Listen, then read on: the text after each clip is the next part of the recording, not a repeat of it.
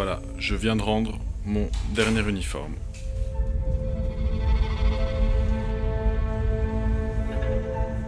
Alors voilà, j'ai fait mon dernier jour de travail à l'hôpital hier.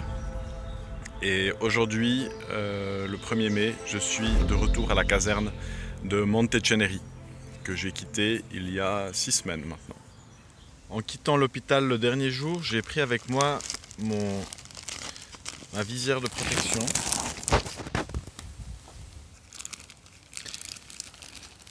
Et le dernier masque. Voilà, c'est les souvenirs un peu concrets de tout ce qui s'est passé là-bas. Quand on est arrivé à l'hôpital, on ne savait pas du tout comment ça allait se passer, on ne savait pas ce qu'on aurait à faire, on ne savait pas quand le pic aurait lieu.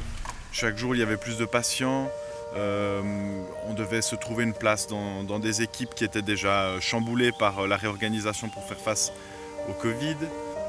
Et quand on s'est rendu compte et que les capacités de l'hôpital qui avaient déjà été gonflées au maximum ne seraient pas débordées, ça a complètement changé l'ambiance.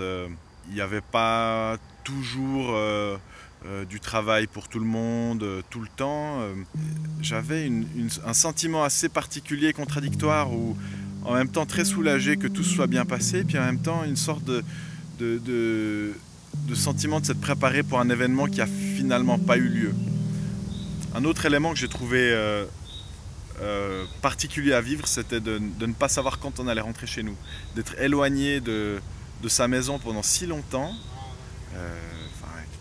4-5 semaines, sans savoir quand il y aurait une fin à tout ça. C'était vraiment un monde à part, cette expérience dans cet hôpital, avec cette montée, cette descente. Et j'ai été triste en partant, vraiment. Je ne savais pas trop comment gérer ça, parce que j'avais tellement investi pour m'adapter que même si j'en avais un peu marre finalement, que c'était assez difficile à lâcher ça, lâcher tout ce travail et cette énergie et ces relations aussi qu'on a formées avec les gens de là-bas, qui étaient finalement assez fortes, parce qu'on a vécu des choses fortes tous ensemble, quoi. Il y a un sentiment qui apparaît très vite d'équipe, on est soudés, quoi.